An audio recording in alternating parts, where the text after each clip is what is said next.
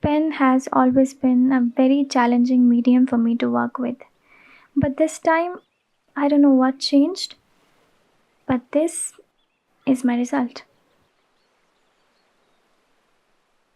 Colors are beautiful, but unfortunately for me, I only know how to work with them in the digital medium.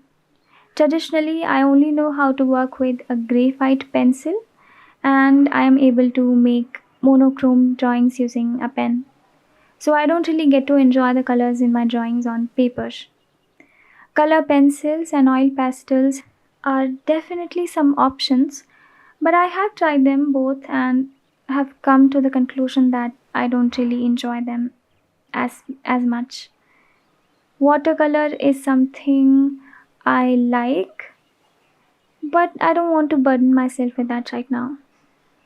So I've kept it as a thing for the future. So the best call for me felt like a multicolor pen. So I got this multicolor pen this year. It's been a while now. I got this for the sole purpose of bringing some fun into my traditional medium, so not to keep it as boring as it felt before. I wanted some colors because, first of all, I love colors like almost everyone. But I was also very curious to know whether I have the capacity to work with colors and still make good artworks on paper like I do digitally.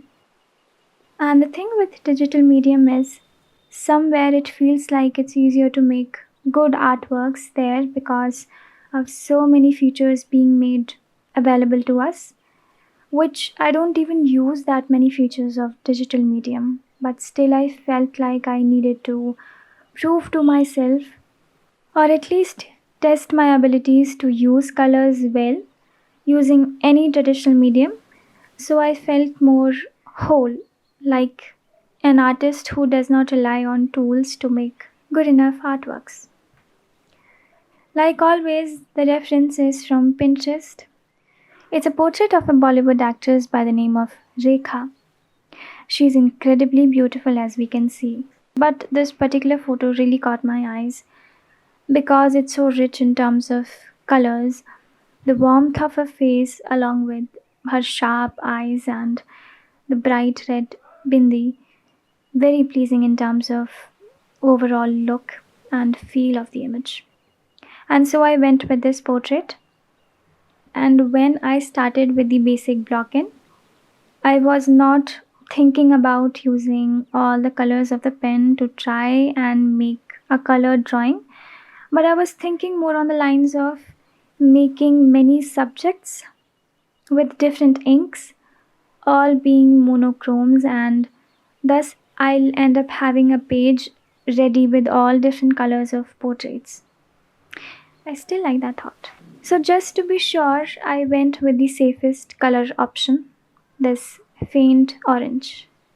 In case I make any mistake, it's not going to be very obvious, right?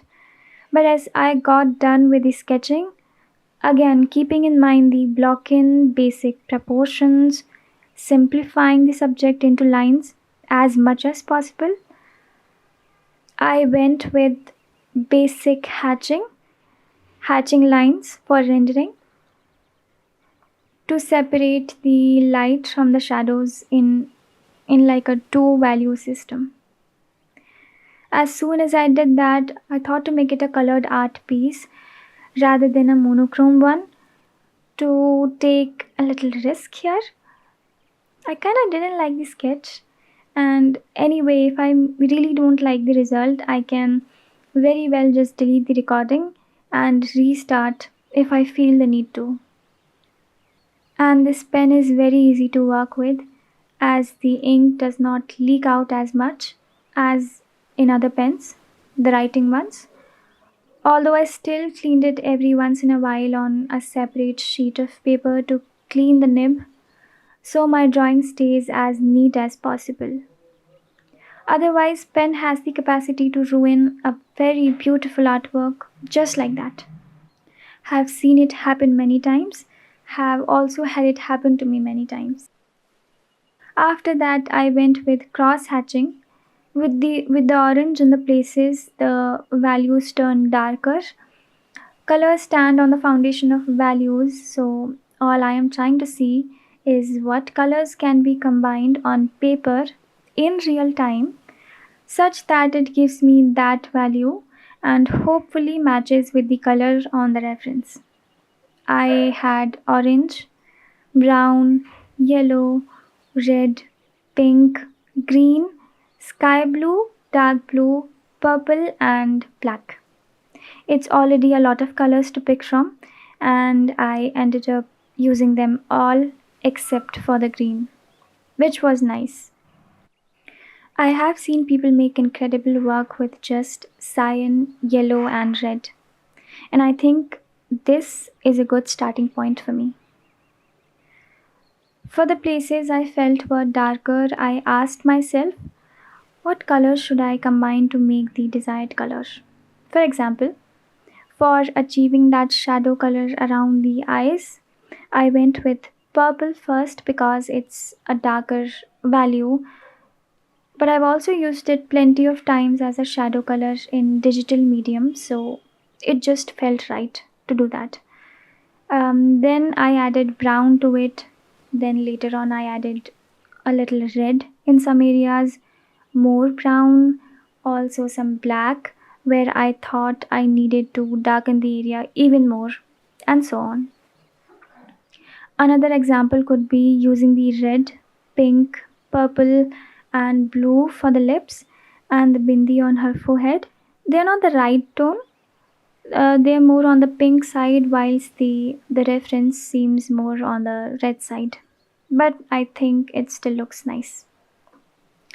I love it when shadows are a particular hue, like red, purple, or green, blue, etc., because it makes it look more alive to me.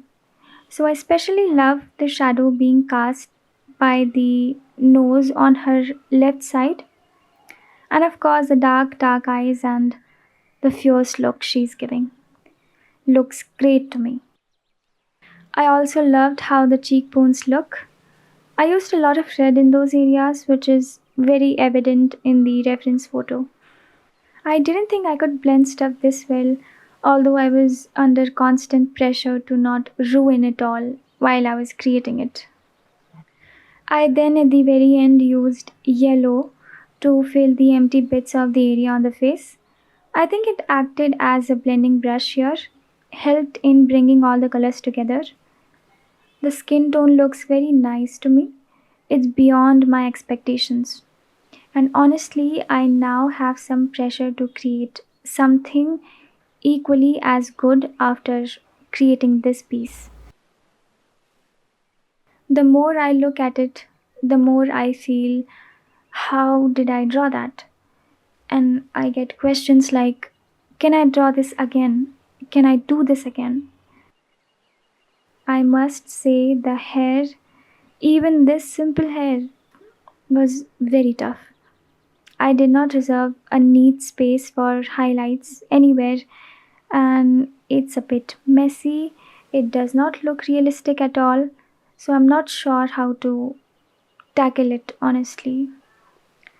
I still think I could have rendered the neck a bit better. I applied so many layers of the ink that the paper had started lifting on the neck region, which the camera picked up.